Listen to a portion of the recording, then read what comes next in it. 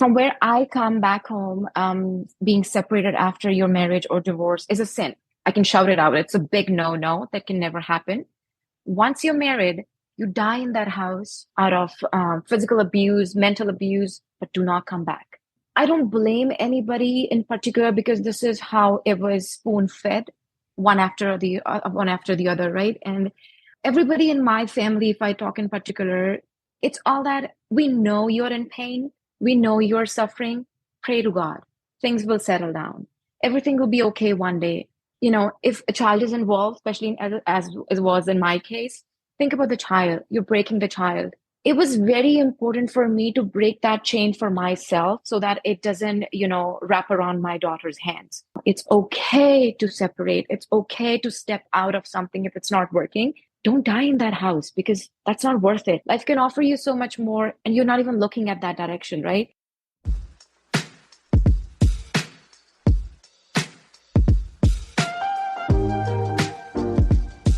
Hi, my name is Luella Young, and I am passionate about busting the belief systems that were passed on to us from others that really serve no place in our lives any longer. I do this by helping individuals take full responsibility for their lives. And this also means getting comfortable with being uncomfortable, but knowing it all really starts with self-love and self-awareness. And just a special note about today's podcast episode is that these are my views and the views of my guest, and they are not meant to represent everyone's truth. My interviews are meant to open up the minds of people who seek a deeper awareness of themselves, their relationships, and their health. And with that, thank you for listening.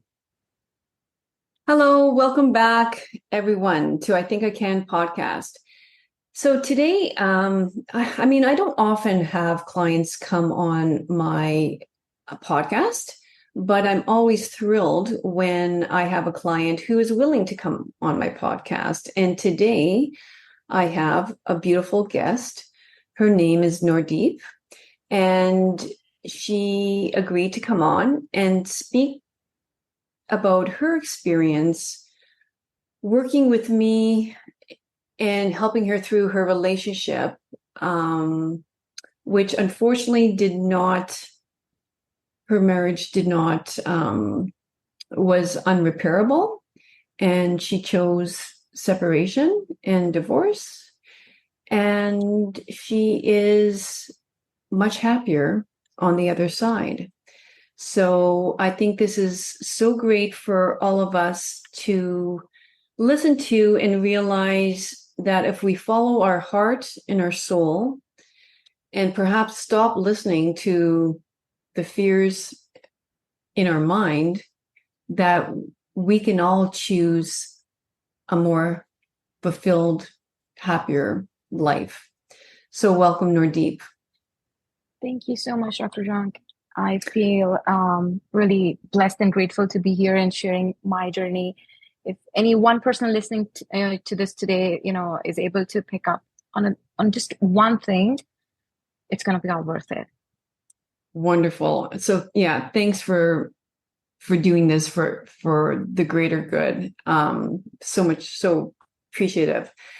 So I feel that we should mention that in like for any relationship breaking up, like this is never easy for anyone, but I do feel like there's a extra layer of difficulty in terms of where you came from in regards to your culture. I mean, like I say, this is part of everybody's journey, I think. I mean, whether you're deeply Roman Catholic and divorce is seen as, a huge no-no or whatever that is. It doesn't matter, the religion, the ethnicity, but I know that in the Indian culture, there's an extra layer because it's really it's not only the partners that are going through this, it's the extended families that are involved. And the whole idea of an arranged marriage. I mean, all of this plays so much, in terms of your situation, Noordeep. And do you want to maybe start by educating our listeners a little bit in terms of what that looks like in your world? Absolutely. And I'm glad that you brought this up because this is where it all starts, right? That's Mm-hmm. the root. Yeah. From where I come back home, being separated after your marriage or divorce is a sin. That's a big, I can shout it out. It's a big no-no that can never happen. Once you're married, you die in that house out of physical abuse, mental abuse, but do not come back, right? Um, I don't blame anybody in particular because this is how it was spoon-fed, one after the other, right? And everybody in my family, if I talk in particular, you know, it's all that we know you're in pain, we know you're suffering. Pray to God, things will settle down. Everything will be okay one day.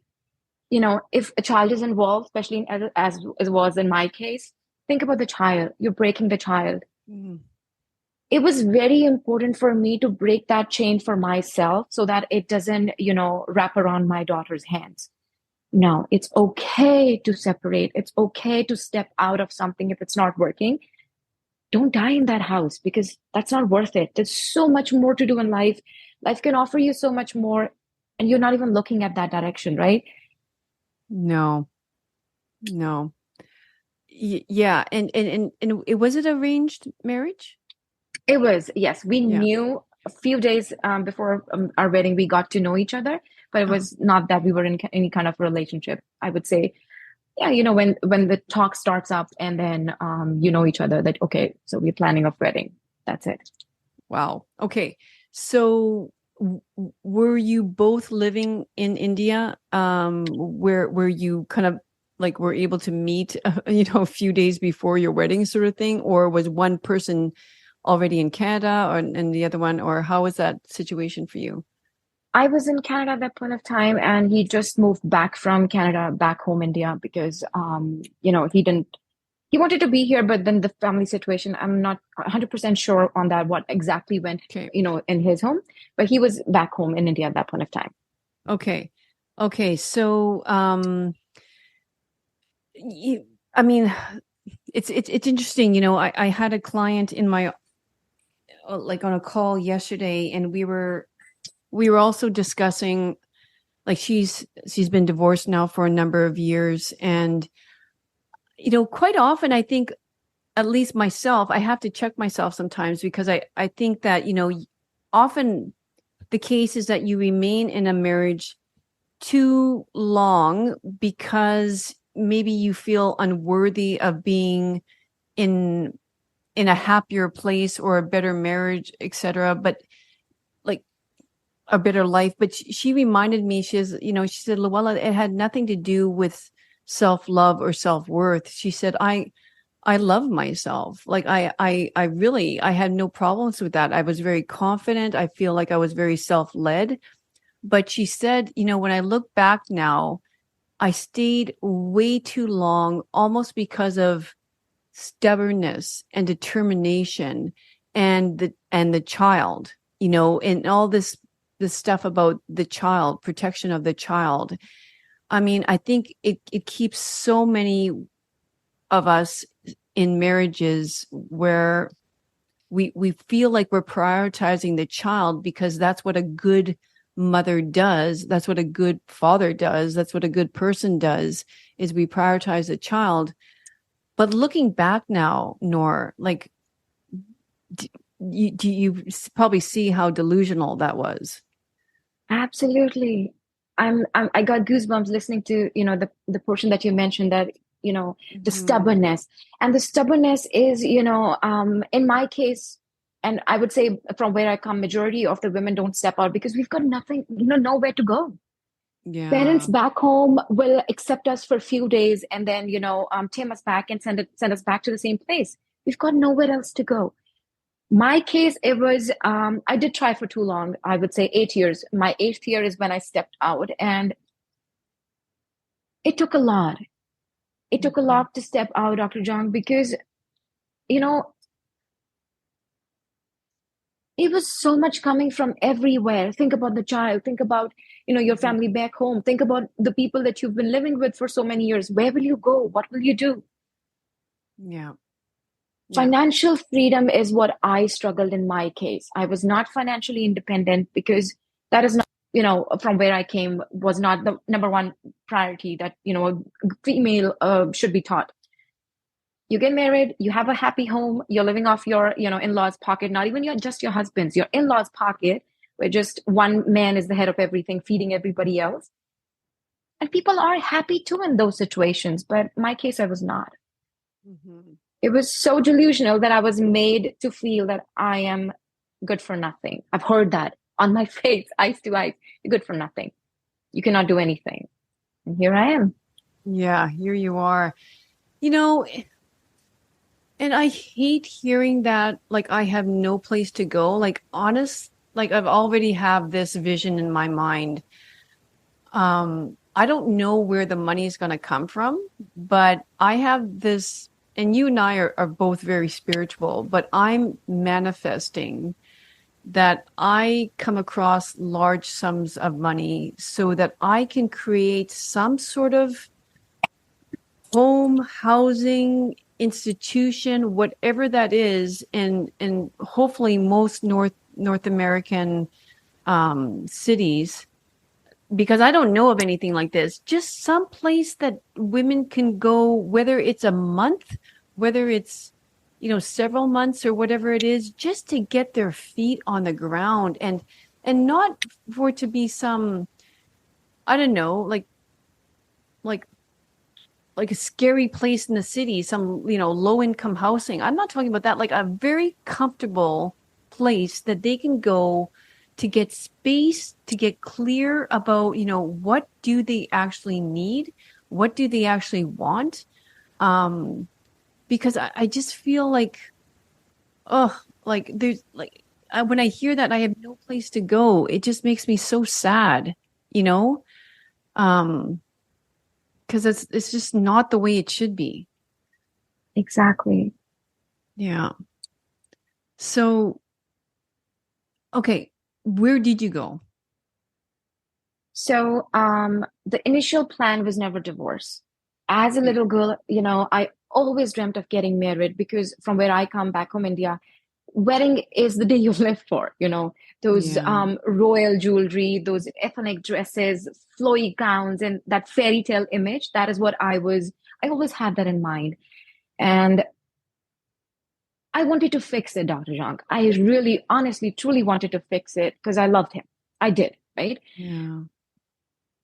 I told him that let's take just some space. Let's give each other space. By space, not that you live in a different room, I live in a different room, and we don't talk. We act like, we're grumpy all the time. Not that space. I'm just going to go back home. If you remember, we had this conversation together. Yeah. I'm going to go back home. No, first thing I asked is, what should I do? You give me an opinion.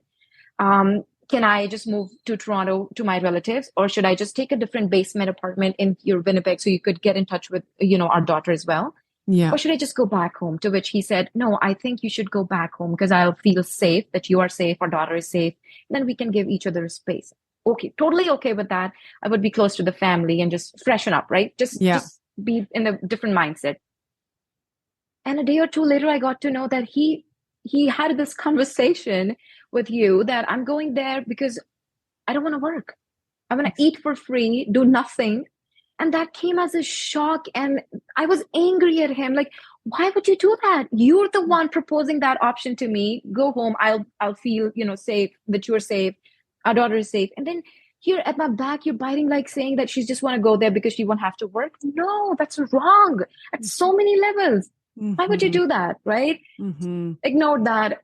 Living alone didn't work at that point of time because that was a shock. I was breaking a chain in generational chain in my family. So I lived with his aunt for, I would say, a week. Yeah, I lived with his aunt for a week, and then I came back fixing things. it went even worse. Yeah. Then I moved to Toronto with my relatives and never looked back. Okay, perfect. Yeah, I mean, you just remind me of the lies, right? I mean, and then it's just, it's not like you, I'm asking you, what does it feel like when you hear a person, your partner, the father of your child, lie about you, about the relationship, like just flat out dishonest? How did that feel for you? I used to feel empty, Dr. Zhang, Mm-hmm. empty. Like the man I was supposed to, rule my world with, my little space, I would have been, we would have been living like a king and queen in our own castle. He betrayed me by just making up things which were not even necessary. They were not needed. He Yeah. just like, what's the point of saying that she want to go there? Face it, that yes, we are looking for space. I feel that that's going to be the best place for her. We've come out at a mutual agreement that she's going to go back 6 months, 1 year, whatever it took, right? And that would be the conversation at that point of time. But no, you want to maintain your image, yet you want to destroy someone else. That Yeah. cannot last for long, right? Yeah. Yeah. Yeah. So, do you remember the time, like, take us back to the time where you just, because I think all women reach this point, like it's like you're going up different tiers. It's sort of, I don't know, like, this is not okay. I don't like this. This is not okay. Okay, I'll give you a second chance. Okay, no, I'm not happy. This is not okay. And then all of a sudden, boom, I'm done. Like, it's enough.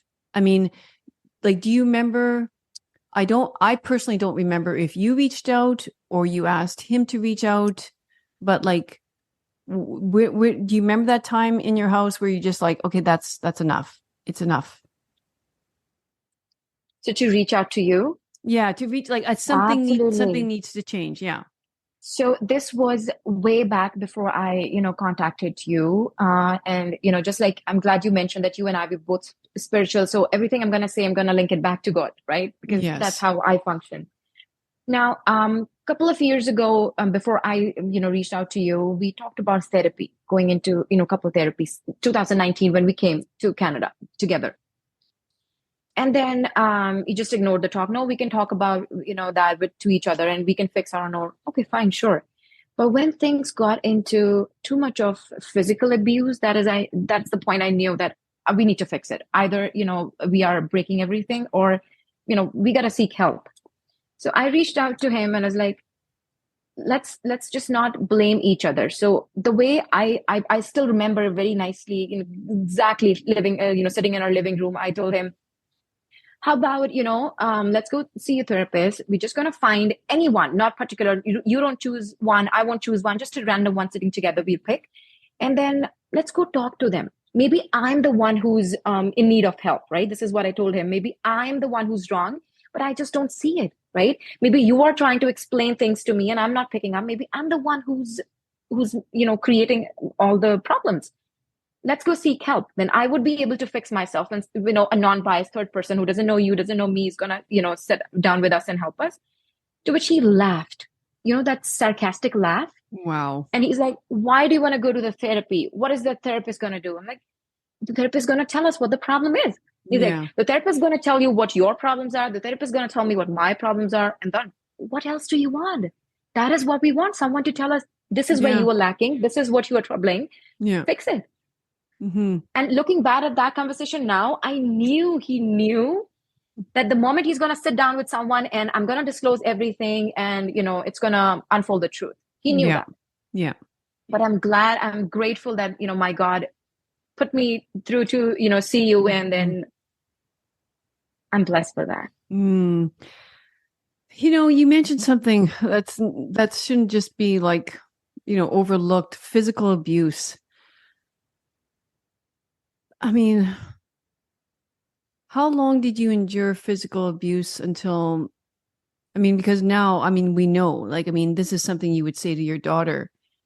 There's no, like, you don't reach a certain level of physical abuse. The first time it happens is the last time it should happen. So, but it shouldn't even happen. But like, what did that look like for you? I mean, and what was going on in your head? Like, I mean, I'm sure you thought this is not okay, but Absolutely, I can share that, Dr. Jung. So the thing is, I think it took me long to move out is because I didn't know I was being abused. The first thing, be it mentally, be it emotionally, or be it physically.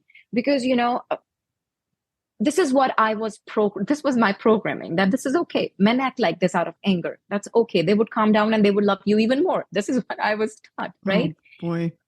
I didn't used to understand that this is physical abuse. Somebody just, hurting your arm, holding it too tight, or holding your hand too tight, pinching you, a little push here and there, nudge here and there.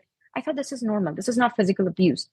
Now, even when the actual physical abuse happened, Dr. Jonk, and I feel so embarrassed of myself and so stupid of myself to do the next thing that I did, the day I was actually, beaten. When I say beaten, it was beaten. I had bruise marks everywhere, right? That night, Dr. Jonk, I still get scared of thinking about this, but I do want to share. If anybody listening to this, you're not alone. You're not alone. I feel what you feel. I was choked. Okay. I was choked I couldn't breathe. And I was thinking, oh, this is what happens when you die. This is how you die. I couldn't breathe. And then I was praying to God, oh my God, why did I come out of my room? And, I tried to speak to him. I've not even hugged my daughter for the last time. Dr. John, can you imagine going through that feeling that, okay, I've not seen my child in this, I'm leaving the world. Right. My angels, my spirit saved me that night. And I didn't look back, and I rushed back to my room and I hugged my daughter. I was like, I'm alive. I'm grateful to her for being able to hug her back again. And I felt sorry that I'm so sorry, my baby, that I left you, and I would have left you if my, God didn't give me another chance to live. That just... Next morning, I wanted to still fix things, Dr. Jung. I made him a lavish breakfast. Can you imagine how dumb I was? God. I packed his lunch, extra special lunch, to fix things, to be, extra nice to him for whatever happened. The moment he came down from the stairs, Dr. Jan, and he looked at the table and his packed lunch, he looked into my eyes and he said, "You stupid, you don't even have any self-respect." Oh my God. And I was devastated. I was broken. Like, he actually said the truth for the first time, maybe. Yeah. He was actually honest. I didn't have any self-love for myself, no self-respect. The person who hits me like I'm some crazy wild thing, something evil. I'm feeding him with luxurious items that I've cooked for him, lavish breakfast on the table. I think that's the stupidest thing I've done in my life. Yeah. That happened again.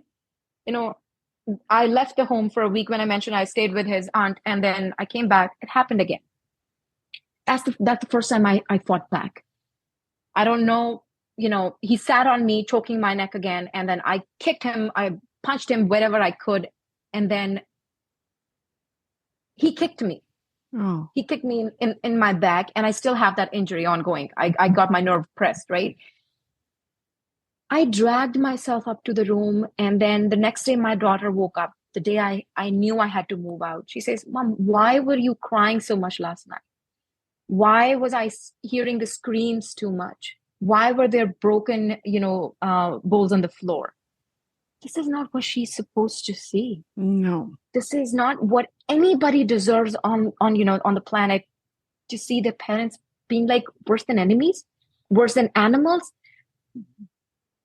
A child doesn't deserve this. A child is better off with one parent living in two separate homes, but they don't deserve the torture. We don't understand, as parents. But then when we go through these situations, we're gonna forget it, or we're gonna forgive, or we're gonna move on.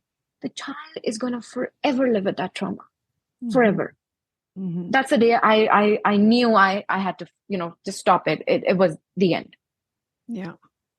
Yeah. Yeah. And that your answer there was from my question of,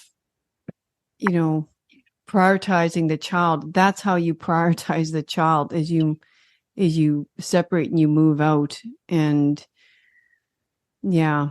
I just, I mean, I'm sure everyone listening and myself included, even though it's not the first time I hear it, like every time you talk about that choking episode, it just, yeah, chills go up and down my body. And I mean, you wouldn't treat, I just can't, like, I can't even think of what you would treat it the same way. Like, I mean, I just, you wouldn't treat an animal like that. No, you Um, wouldn't. Even, a crazy one who's going to bite you, you won't do that. no, no, no. And okay, tell me, how do men grow up like this and thinking that that's okay? How does, like, does your culture say that's okay? It Like, does. oh my God.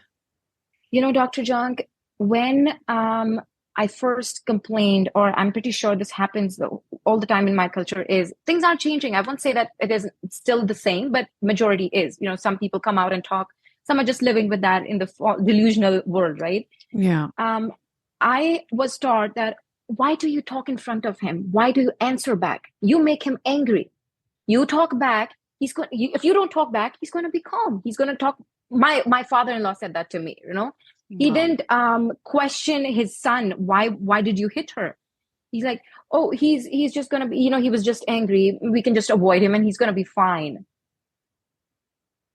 Yeah, it's all your You cannot fault. take absolutely. You cannot take someone's words. You cannot take it if someone is saying something to you and you want the other person to be okay with your physical abuse. You want to beat them and then you want them to be okay. It's not okay. It's not with me. I'm not going to take No, it anymore. Why should I? no, no. And to answer your question, why men behave like this in my culture, particularly, because they are made from, the very first day. It's a huge, big deal. You get a boy. They're valued differently. Mm-hmm. And then they are taught, don't cry. Boys don't cry. Men don't cry. They are taught to, just numb their emotions. And that comes out in anger and fear because they don't know how to deal with it. The only thing they know is hitting, abusing, and, because they've never been told to let those emotions vent out. Crying is okay. You actually feel good after crying. Share Mm-hmm. your emotions. No, don't cry. You're a boy. Don't do this. You're a Mm-hmm. boy. Act well. You're a boy. Be strong. No, you don't have to be strong all day, all time. No, cry. No, no. Yeah. I mean that is also in North American society too. I mean, I think that's almost in every culture, is that men are brainwashed, like, not to feel and not to cry, and that anger is okay. But not to the extent, though. I just feel like the physical abuse that happens, I can't imagine his parents or your parents listening or seeing the bruises on your body and saying that's okay, and perhaps, nor, you shouldn't talk back. Like, did your parents actually My say that? mom, a part of me will never forgive my mom for saying that. When I look at my daughter,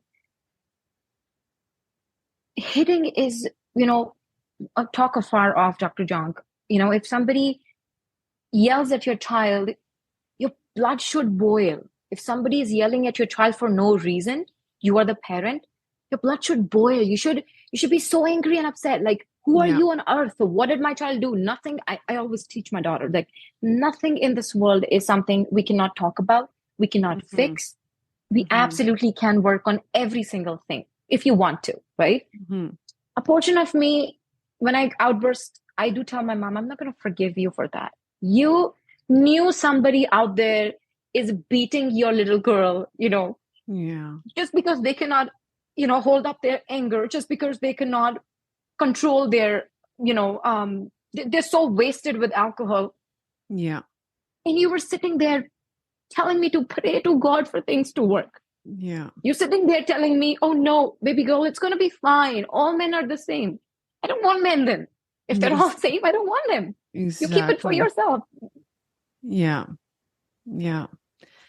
Yeah, I'm sorry you had to hear that, and you're so right. Like, I mean, someone even raising their voice at your child would be like not an option. This is not an option, and you would do everything to protect. It just shows you how brainwashed your own mother is, Yes. and it's just, and I just commend you so much in terms of getting on this podcast with me, and just sort of like, making this statement out to the world is like, this has to change. And if for anybody, whatever culture you're in, as a mother and as a parent, like, this generational trauma needs to end once and for all.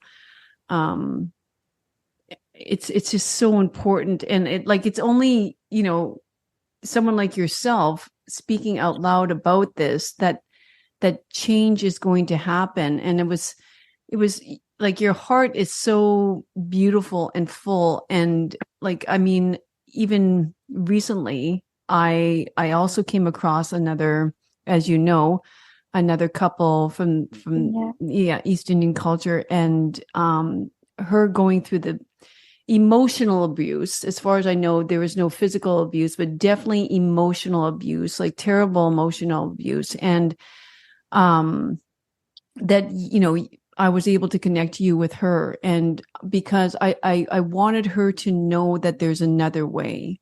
And because I'm just so in awe of your courage and your tenacity and your determination, and you breaking, you know the generational trauma sort of thing, by showing other women that you can leave, a situation that you're not honored, that you're not loved, and that you don't give a person second chances when they're actually addicted, to a substance. And the continue, like, there's no second chance after that level of physical abuse that you experience. I mean, that this is ridiculous to.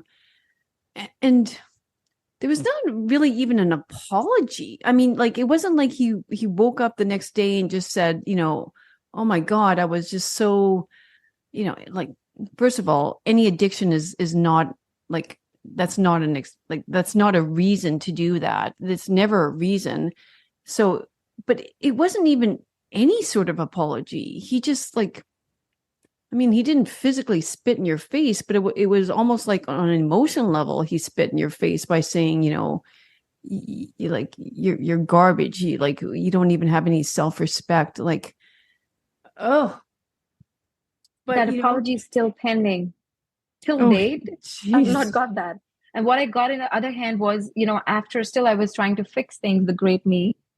I had, chiro appointments for the back because I couldn't Yeah, even move, that I nerve just, know. the pain was so intense. Third or fourth appointment, fourth, I would say, he tells me when we were about to book the next one, as per the, the doctor, he says, "Oh, you are fine. You don't need any other appointment." Yeah, yeah, Wow. yeah, yeah, yeah. So, okay. Um,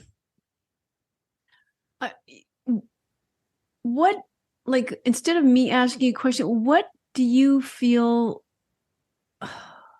a lot of women don't understand, that you now, in retrospect, look back and think, how could I have not seen this?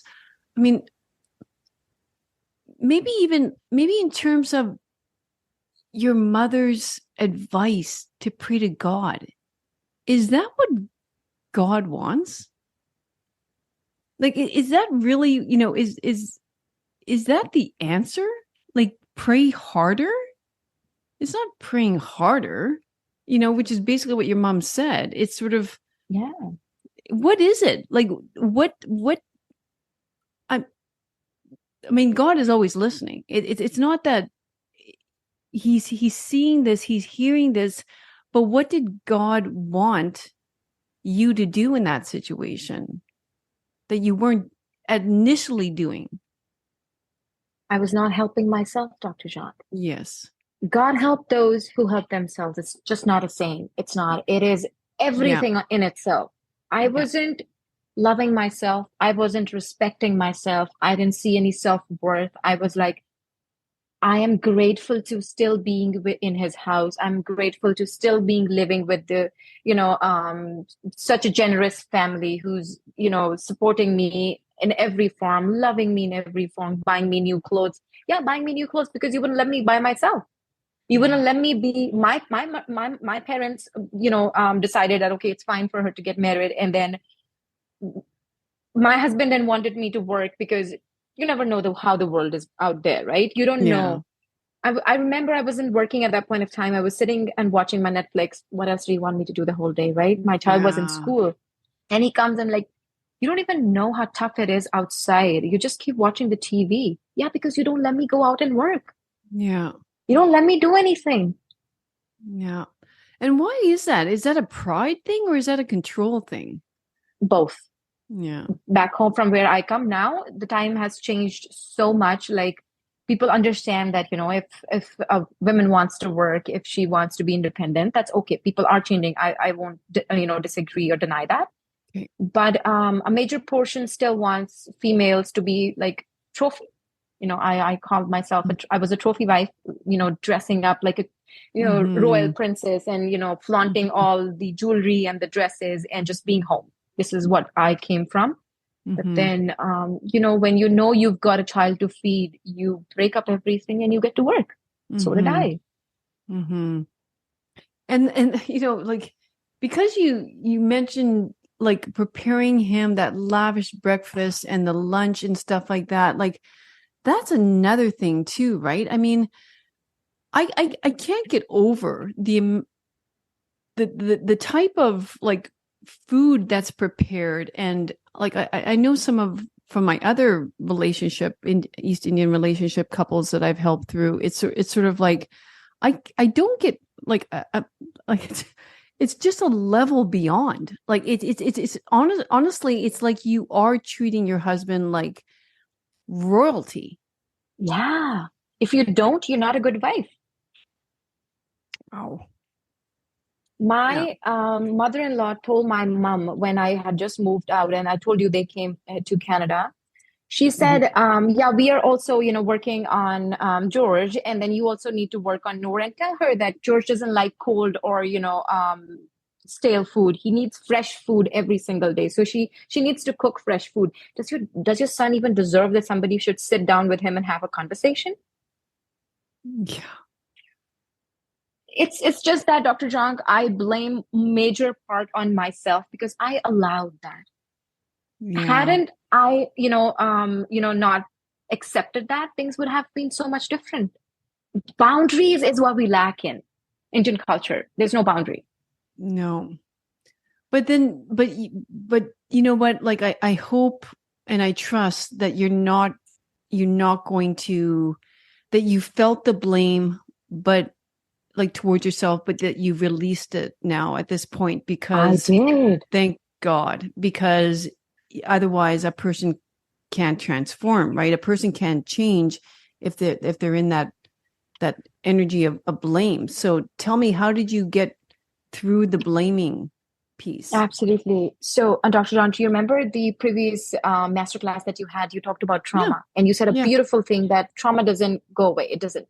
And I 100% agree. It doesn't. So, what I've done is I've become friends with my trauma. I'm becoming, I should say, actually, rather, right? Because Mhm. something about trauma that I have learned is the more that you're going to run, it's going to run after you. It's not going to let you breathe free, right? Mhm. So I just stand still. The moment I think about those days where I would blame myself for not being good enough, I stand still. I look at my trauma. You're going to tell me something? You're trying to tell me something? I'm here to listen. And then when you smile back at that trauma, it high fives you in the form of strength. Mhm. That is how I channelize it. Mm. I give a high five to my trauma and then I become more strong, more confident. I don't run from my trauma. I'm like, I know it was bad. I know you were really bad, right? But I don't blame you. It's okay. That was supposed to be. Maybe hadn't that not, something that had happened, I would have not been what I am today. So I don't hate you, trauma, if you're listening right now. Thank you for being there and thank you for showing me what the other side is. Beautiful, strong, confident, independent. Yeah. I love that. And it's funny we're talking about this. I don't know why this, like, my screen is all of a sudden very light, but anyway, I was talking about this yesterday with my other client, and I told her exactly, it's interesting that we bring this up, and I think it's important that I share this right now, is that she too experienced a lot of trauma in that relationship. And we spoke about it. Like I always say, yeah, trauma is in your tissues. Like we shouldn't think that it's something that we need to get rid of. And we constantly are working on our trauma, blah, blah, blah, because you're going to be there for a lifetime. It's in your tissues. And it's almost like, it's sort of like part of your DNA now. It's in your genes, and the environment can turn it on. It can turn on those genes again. So you have to be very careful of what you surround yourself with. And, but yeah, a combination, like something that just happened to her. She had this bacterial infection, a viral infection, I should say. And, it affected her physical body. She was weak. And around the same time, she started trying to date again. And she unfortunately met someone who like ghosted her. And so her confidence dropped once again. Yeah. But the combination of her body being physically weak and like the quote unquote trauma of somebody, like her losing her trust again in somebody, that turned those genes on again, and she started getting anxiety attacks out of nowhere. And it was so interesting to talk to her yesterday, because we were putting all the pieces together and just saying, because at first she was like, what is this? Like she was driving to work, like out of nowhere, she felt like she was going to faint, and literally turned the car around, got home, grabbed an Uber, and went straight to urgent care, holding her chest, because she honestly felt like, but then all the tests showed her blood work is impeccable. She's healthy as a horse. She, there's nothing wrong with her. And so, it's just like, oh my gosh, isn't the body's amazing?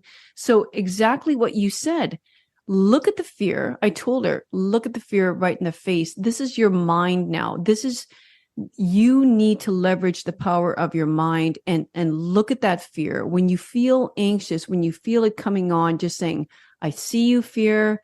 I'm looking you right in the face, and no, this is not happening again. I'm safe. I'm not in that previous marriage anymore, and hell or high water, you're not going to get a hold of me again. Rather than distracting yourself. It's sort of like, oh, I feel anxious. Oh, what am I going to do? I mean, you have these conversations in your head, talking to your fear.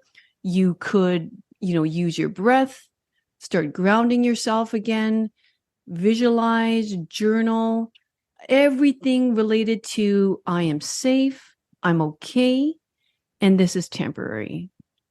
So I love that you're talking about this, because it's so important for people to understand that we have the power. We have so much power. The mind is incredibly powerful, and you don't have to let that ego or whatever it is that's telling you, be scared, you're not safe. No, because that's just not true. Absolutely, because we, as in every individual, we are complete. We are power. We are, I don't say I'm powerful. I say I'm power, right? Yeah. Because I am the energy, and what I'm going to give is a boomerang. I'm going to get it back, right? So give good and you get good. Don't ever lose faith and hope. You don't know, if something's happening today is for good or bad. What I've learned, in these years, Dr. Zhang, I used to think that hold God's hand. That has changed. I let God hold my hand, because when I'm holding his hand, I get a panic attack. I lose it. I leave the hand and I just cry and I just, move here and there and I'm lost again. Since I've let God, take the charge and he's holding my hand, I know, just like you said, hell, fire, storm, whatever happens, I know I'm safe. I always tell my daughter, that God keeps you in his palms. He's, together, all the palms, both of the hands together, and he makes you sit in there. It could be shaky, it could be wobbly, it could be, a lot of things going on, but he's never going to let you fall. So you got to have that faith. You're safe. If you have faith, you believe in God's timing, you trust the divine timings, it's all okay. Yeah, that's beautiful. I like that analogy. I like it a lot. Yeah. It's just, I think what you're teaching her is becoming, the trust again, and being vulnerable, allowing, realizing that the world, like it is like, I like what you said about trembling. The hands will feel firm sometimes. Sometimes the hands will be trembling, because life is not a piece of cake. There's going to be hardships, but it's always trusting and having the faith that you will be okay. No matter what, you're going to be okay. And we have to remain strong, and we have to have strong faith in that way. So how is she doing, your daughter? She is naughty. She's amazing. She's lovely. She's thriving, and she keeps me on my toes the whole day. And that's what I want. Yeah. Dr. John, I used to think the moment, the day I came out, that if you remember, I had this conversation with you that I feel guilty of taking her away from, her dad. And you mentioned that, as a dad, his responsibility is to keep the home happy. Otherwise a babysitter could do that job. I understood that 2 years later, when he could survive, he could, travel, he enjoyed without his child being next to him. How could you sleep knowing your child is, living in someone's basement, still having her own home, but she's living somewhere else? When I had this conversation with him, I was the person who was to be blamed. I was the one who took her out of the house. You never try to get her back. Mm-hmm. She doesn't like talking to him, and I don't blame her, because she's not a little baby anymore who doesn't know. She remembers the fights, which I don't remember, right? She remembers that. Poor thing, she's seen that, right? And then I do tell him that, George, look, your relationship with your child is not amazing. That's not my problem. What I can do from my end is not be the reason, she doesn't like you, right? Mm-hmm. But if she's not loving you, that's on you. You need to fix that. You need to look in yourself, and see, why is she not loving you? Where are you lacking? You left your position of the father. You were not pushed away. You decided to leave that. So don't blame anyone else. Nobody else but you. Yeah, exactly. Yeah. And how are you doing in terms of, I mean, you had to, like, he kept you from working, and then all of a sudden you needed to work. So how did, that was another huge transformation that you did. How are you feeling about all that now? To be honest, that's magical. Mm. I don't know, Dr. Jung, what happens the moment I turn on my work computer. I don't know what happens on those calls, but it's pure magic. If I could tell you what magic is, it's the way I'm working professionally. Dr. Junk, everybody at my work loves me.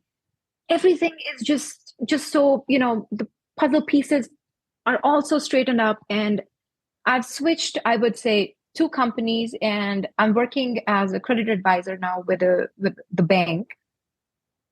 It's unbelievable. Just imagine somebody with zero work experience, no degrees, the way that you would want to have in your professional career.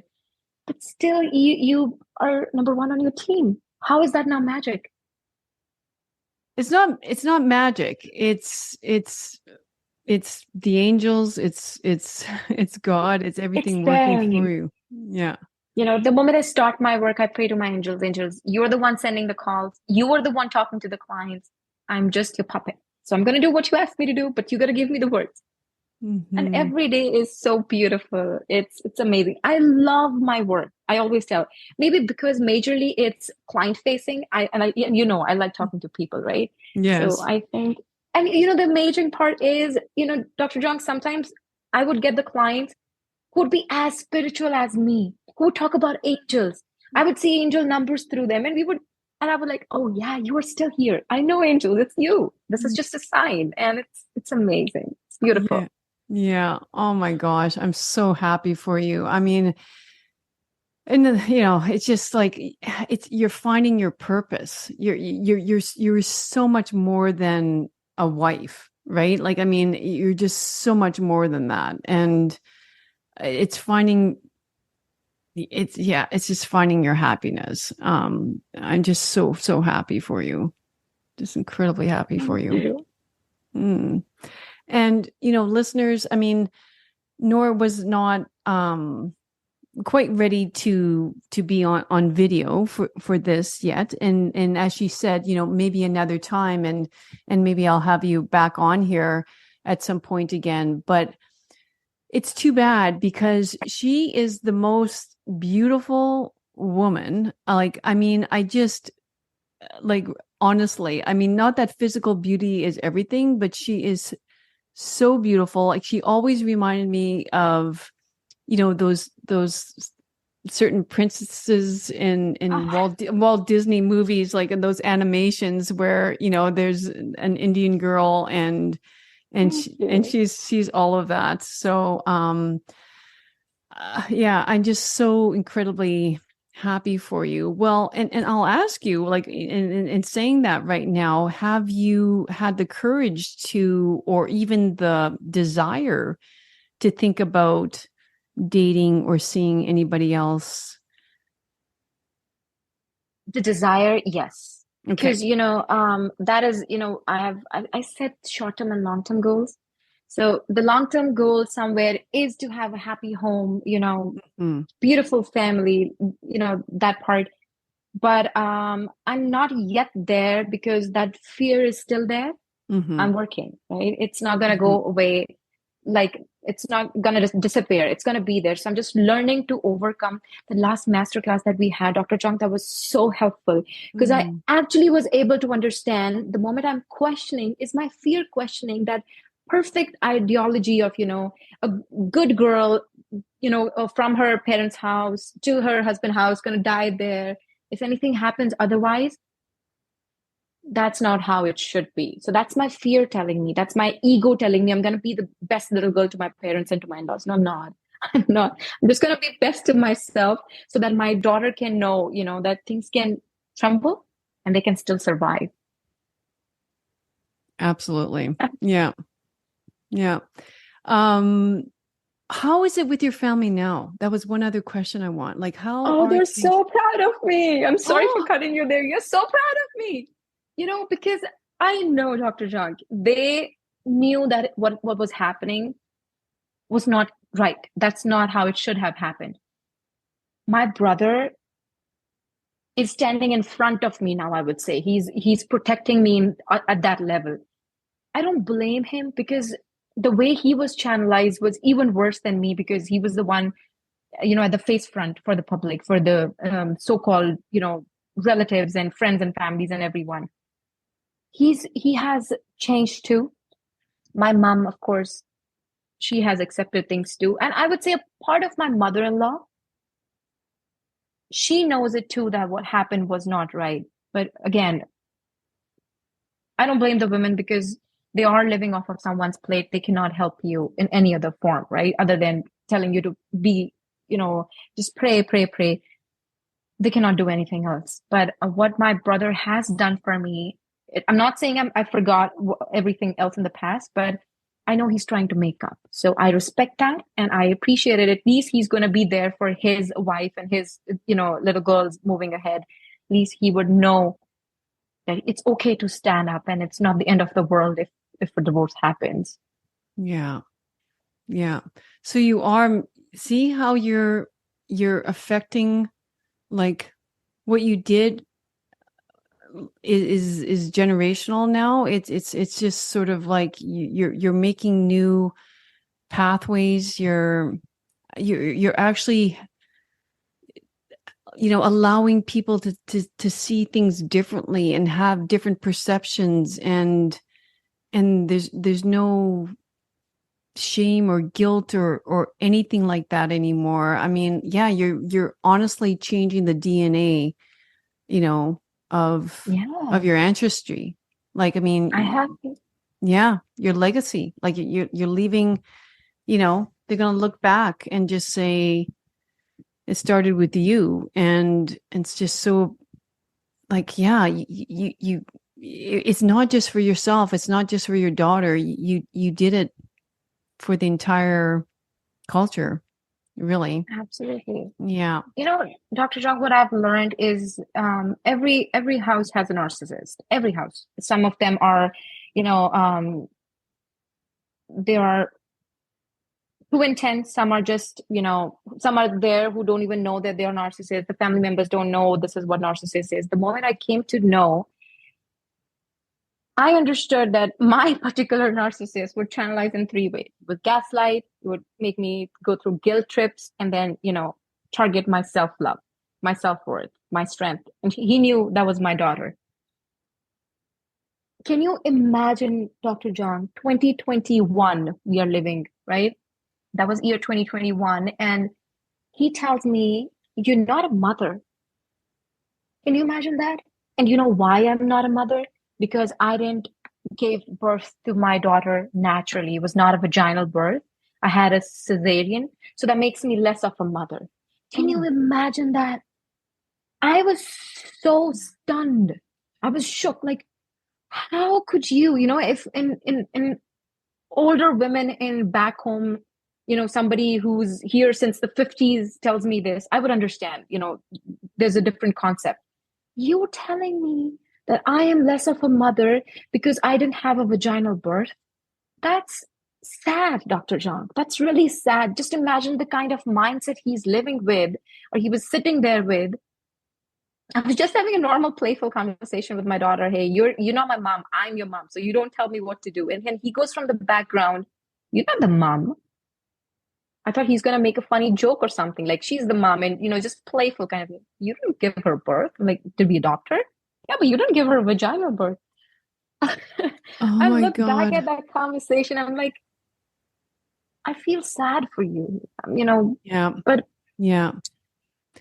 Yeah. Well, see, you asked me that on the master call too. And like, I think, well, you spoke of a cold heart, how do you get rid of a cold heart? And like my answer to you was just what you did. It's like, I feel sorry for you at the time. I know that level of hurt at the time to hear those words, I'm not a mother, because it's just beyond. But now the only way to get through that is to look at him and just see his closed mindset and his tiny perception of what a mother, like, it's beyond. And how, like, yeah. So to me, it's like, how can you not have compassion for someone who's living a life in this narrow mindset? It's just like, it's sad. it's very sad. Somebody just telling you, Every woman changes. We go through so many changes, Dr. John, Mhm. when we are teens, when we get married, a body changes, we give birth, body changes, we get those tiger stripes all over the body. And, Mhm. that's just to cherish and remember the beautiful journey we've had. And just imagine somebody telling you, you've got saggy boobs. Yeah. It doesn't feel that way with you anymore. It's all in your Oh, mind. It's in your mind. You don't want to feel anything, so it's on you. I cannot do anything about that. exactly. Exactly. Oh, I wow. can go on and on with all I that. I I know. I need to leave you go, and but it's sort of it just I think it just spurs more conversation. I mean, it's just fascinating, the journey and what you've learned by it, like and what the like I say, the way you've changed things, like within your own family, which is just going to have such a ripple effect throughout the communities and your culture. And so I admire you so much. And yes, God chose you. You were chosen to do this, and it was your soul's purpose, and you're fulfilling that, and you continue to fulfill that. And um yeah, I know that this episode is going to help so many women, and continue to shine, because your light is needed. And yeah, so Thank you. Thank you so much. And just, to all the listeners, if one thing that I want to give you today is, if you are facing something that we just, talked about, anything, any zone, just take a moment, sit down, breathe, and ask yourself, so what? So what? If that happened, so what? If that happens, so what? That there is your answer. Take a leap of faith, breathe in, breathe out, and you are magical. You are the power within yourself. You can do whatever you just think about. Just don't give up. Never, never ever give up. So what? That's what my mantra is. It's okay.